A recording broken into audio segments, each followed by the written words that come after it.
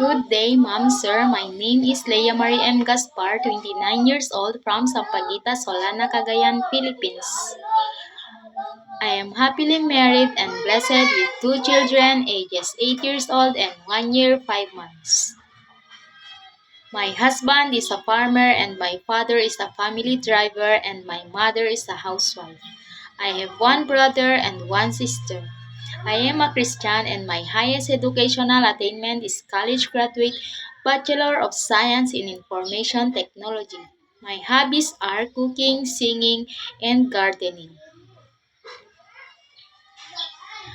I work here in the Philippines as a housemaid for 4 years since January 2018 to January 2022.